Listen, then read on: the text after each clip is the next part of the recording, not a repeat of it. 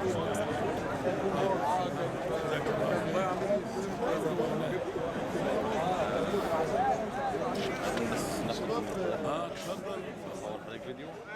الله والحمد لله والصلاة والسلام على رسول الله وعلى آله وصحبه ومن والاه.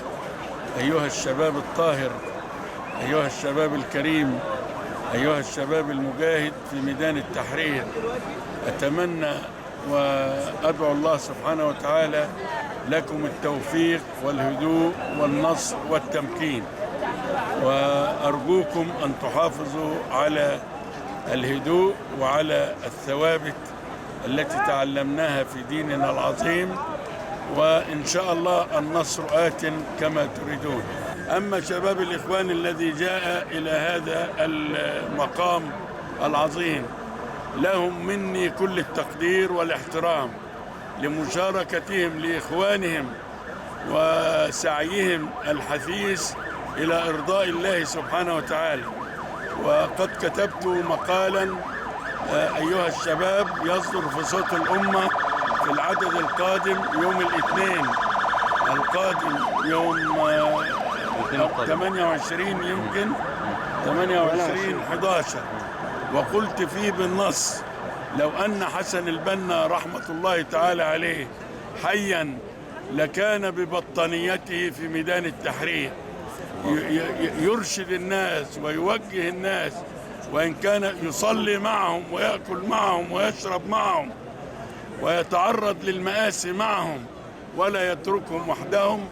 هؤلاء الشباب في حاجة إلى قيادة وزعامة متجردة ومضحية، وليس فقط زعامة أو قيادة تبحث عن كراسي.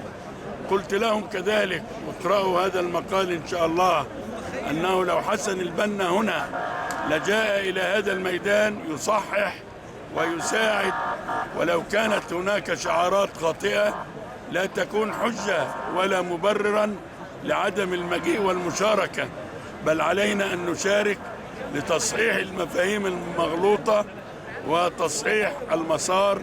وهذا هو عمل الإخوان المسلمين، وهذا هو ما تعلمناه في دعوة الإخوان المسلمين. لا يمكن للإخوان المسلمين أن يتركوا الشباب ويتركوا الشعب حائرا في ميدان التحرير.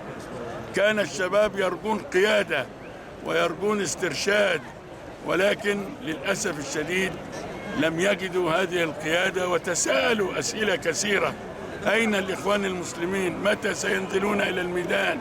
لماذا لا ينزلون إلى الميدان؟ ثم انقلبت الأسئلة للأسف الشديد إلى نقد لاذع لقيادة الإخوان المسلمين. وأنا حمدت الله وسعدت كثيرا بآلاف الشباب من الإخوان الذين لقيتهم من البحيرة ومن المنوفية ومن الدهلية ومن الشرقية ومن سينا ومن الفيوم ومن أسيوط، حتى الواحات قابلت إخوان من الواحات.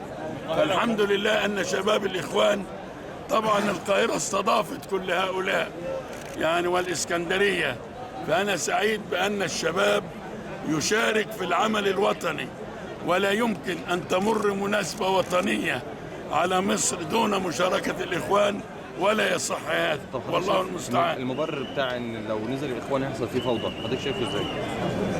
الإخوان أكثر الناس حرصا على الأمن والسلامة، وأكثر الناس تربية لمواجهة الفوضى وتصحيح المسار، وإلا فما هي مهمتنا وما هي فائدة التربية الطويلة التي نتعرض لها في حياتنا؟